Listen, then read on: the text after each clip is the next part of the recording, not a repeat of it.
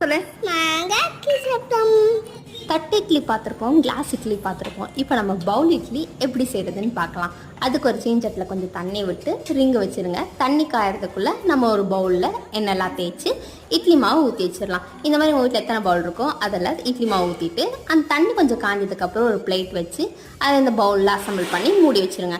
ஒரு 10 நிமிஷம் போதும், நல்லா இட்லி சூப்பராக வெந்துடும். அந்த இதை ஒட்டாமல் எடுக்கிறதுக்கு ஒரு சின்ன பாத்திரத்தில் தண்ணி விட்டு நம்ம அது ஒரு செகண்ட் வச்சு எடுத்தாச்சுன்னா இட்லி ஒட்டாமல் வந்துடும். இப்போ டக்குன்னு ஒரு சாம்பார் எப்படி செய்யுதுன்னு பார்க்கலாம். அதுக்கு ஒரு சட்டியில் எண்ணெய் விட்டு எண்ணெய் காஞ்சதுக்கப்புறம் கடுகு, சீரகம், அப்புறம் வெந்தயம், உளுந்து, கடலைப்பருப்பு அதெல்லாம் போட்டுட்டு அப்புறம் வெங்காயம், தக்காளி நம்ம ஆஸ் யூஷுவல் பண்ணுற மாதிரி சாம்பார் போடு அந்த மஞ்சத்தூள்லாம் போட்டு நல்லா வதக்கிட்டு இதுக்கு நம்ம பருப்பு வேக வச்சு போட வேண்டாம். அதுக்கு பதிலாக கடலை மாவை நல்லா ஒரு கரண்டி விட்டுட்டு அதை கொஞ்சம் தண்ணி விட்டு நல்லா மூடி வச்சு கொதிக்க வச்சு இறக்கியாச்சுன்னா டக்குன்னு ஒரு சாம்பார் ரெடி.